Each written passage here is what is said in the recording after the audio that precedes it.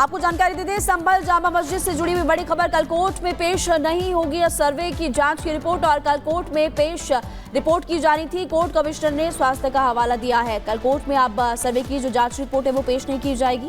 हालांकि कल का वक्त था, लेकिन स्वास्थ्य का हवाला देते हुए अब ये बड़ी खबर आपको बता रहे हैं। संभल जामा मस्जिद से जुड़ी हुई कि रिपोर्ट नहीं सौंपी जाएगी। और ये भी आपको बता दें कि कल कोर्ट में सर्वे की जांच रिपोर्ट पेश की जानी थी, लेकिन अब वो पेश नहीं की जाएगी क्योंकि स्वास्थ्य का हवाला दिया गया। कोर्ट कमिश्नर ने स्वास्थ्य का हवाला यहाँ पर दिया।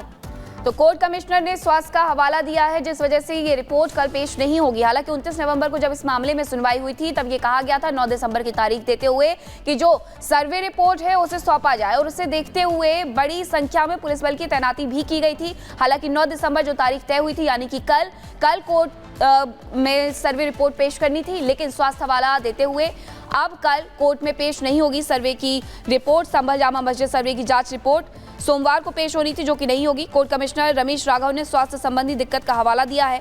जामा मस्जिद की सर्वे जांच रिपोर्ट 9 दिसंबर को पेश करने में उन्होंने असमर्थता जताई है, और इसके बाद अब देखना होगा कि कल क्या तारीख दी जाती है कोर्ट की तरफ से। एक बड़ा बवाल 29 नवंबर को देखने को मिला था। सर्वे टीम जब गई थी, उन पर हमला हुआ और संभल में हिंसा भी हुई। हालांकि हिंसा सुनियोजित थी या नहीं, इसे लेकर के जांच पड़ताल की जा रही है, लेकिन एक बड़ी संख्या में लोग वहां पर एकत्रित हुए, पत्थरबाजी हुई, आगजनी हुई, गोलियां चली, 5 लोगों की जान चली गई।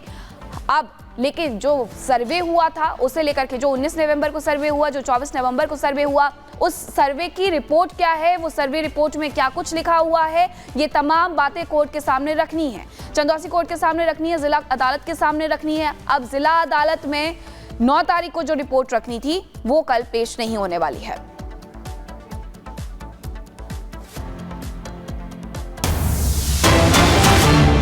और इस बीच आपको अगली बड़ी खबर बता दें, आदित्य ठाकरे का अबू असीम आजमी पर पलटवार, बीजेपी की बी टीम बताया।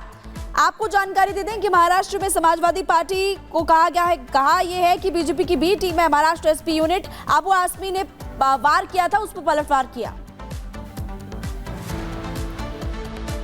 बी टीम यानी यहाँ क्या अखिलेश जी के नहीं, अखिलेश जी अपनी लड़ाई लड़ रहे हैं। यहाँ की जो है वो कभी कभी भाजपा की बी टीम की जैसे बर्ताव करते हैं वो हमने पहले भी देखा है, और इस चुनाव में भी मुझे ज़्यादा बोलने के लिए आप इस पर ना लाइए। उन्होंने किसकी मदद की, कैसे मदद की, तो सबको जाहिर है। लेकिन मैं ये कहना चाहता हूँ कि कल का जो ट्वीट था वो पहले भी करते हैं, लेकिन हमारा जो हिंदुत्व है स्पष्ट है। हमने कभी ये नहीं कहा कि हम हिंदुत्ववादी नहीं है।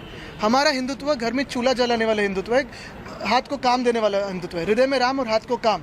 हमें महाविकास आघाड़ी में ये जो ए टीम्स बी टीम्स है वो ना सिखाया, महाराष्ट्र ने देखा है कि हिंदू हो, मुस्लिम हो, सिख हो, ईसाई हो, पारसी हो, बुद्धिस्ट हो, सारे लोगों को साथ में लेके आगे जाने का काम उद्धव बाला साहब ठाकरे इस व्यक्ति ने किया है। और आपको बता दें कि एक तरफ ईवीएम पर हार का ठीकरा जहां फोड़ रहे हैं, इसी को लेकर एकनाथ शिंदे ने पलटवार किया है। सीधा बड़ी खबर का रुख करते हैं, एकनाथ शिंदे आरोप लगा रहे हैं, पलटवार कर रहे हैं, और ईवीएम पर सवाल उठाने वालों पर भड़के हैं एकनाथ शिंदे। क्या कहा वो आपको बता देते हैं कि हार का ठीकरा ईवीएम पर विपक्ष फोड़ रहा है, जहां जीते वहां पर ईवीएम ठीक, जहां हारे वहां खराब। शपथ ले लिया, आज शपथ ले लिया, ईवीएम का उनका आक्षेप खत्म हो गया। अभी ईवीएम का घोटाला खत्म हो गया।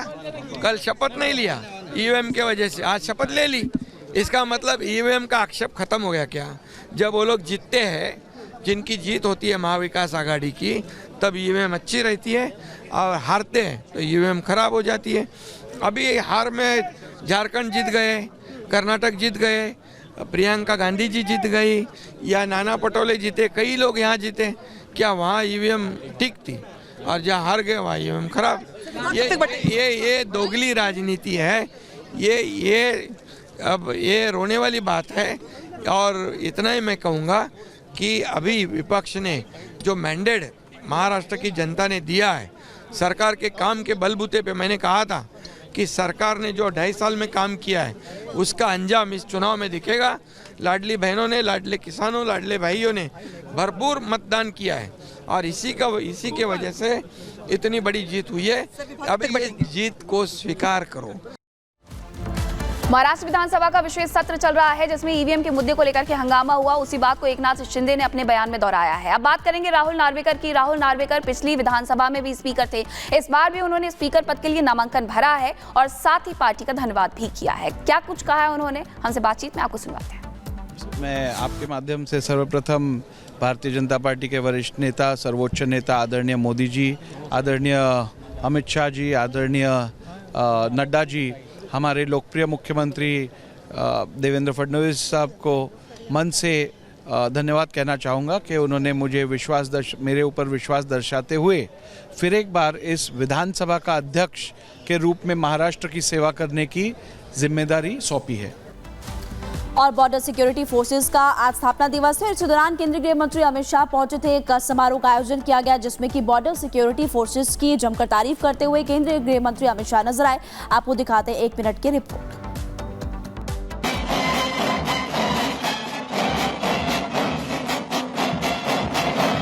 भारत समेत सभी देशों के सुरक्षा बलों और सेना के स्थापना दिवस पर भव्य परेड का आयोजन किया जाता है। इस दौरान सैनिक अपना शौर्य दिखाते हैं। ये प्रथा रोमन साम्राज्य से चली आ रही है। 1995 से बीएसएफ का स्थापना दिवस मनाया जाता है। साल 2014 तक परेड दिल्ली में ही आयोजित की जाती थी, लेकिन उसके बाद से लगातार अन्य फ्रंटियर पर इसका आयोजन किया जा रहा है। आज बीएसएफ के 60वें स्थापना दिवस पर परेड का आयोजन राजस्थान के जोधपुर में किया गया, जिसमें गृह मंत्री अमित शाह भी शामिल हुए। गृह मंत्री अमित शाह ने बीएसएफ के जवानों को संबोधित किया। आपको बता दें कि केंद्रीय गृह मंत्री अमित शाह ने बीएसएफ के 60वें स्थापना दिवस परेड में भाग लेने के दौरान राष्ट्र सेवा में अपने प्राणों की आहुति देने वाले बीएसएफ के जवानों को पुष्पांजलि अर्पित की। Bureau report, Republic Bharat.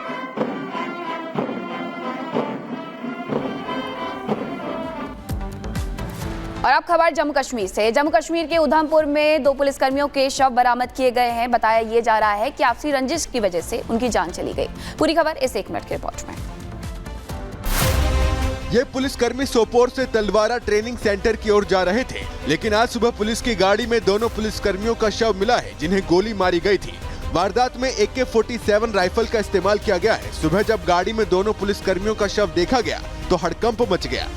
Police दल मौके पर पहुंचा और शवों को पोस्टमार्टम के लिए जिला अस्पताल पहुंचाया गया।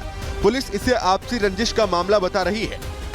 इतला मौसूल होते ही जो है पुलिस स्टेशन रैम्बल के SHO और दीगर पुलिस अफसर जो है मौके पर पहुंचे।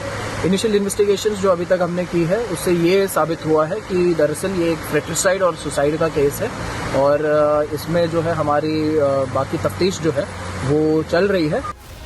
पहले एक पुलिसकर्मी ने दूसरे की हत्या कर दी और फिर खुद को भी गोली मारकर खुदकुशी कर ली। शुरुआती जांच में साफ हो गया है कि आपसी रंजिश के चलते ये घटना हुई है, जिसमें AK-47 राइफल का इस्तेमाल किया गया है। Bureau report, Republic Bharat. और खबरों में आगे बढ़ते हैं, बात करेंगे इंदौर में डिजिटल हाउस अरेस्ट मामले में क्राइम ब्रांच ने एक बड़ी कार्रवाई की है। क्राइम ब्रांच की टीम ने उत्तर प्रदेश के कन्नौज से 2 मदरसा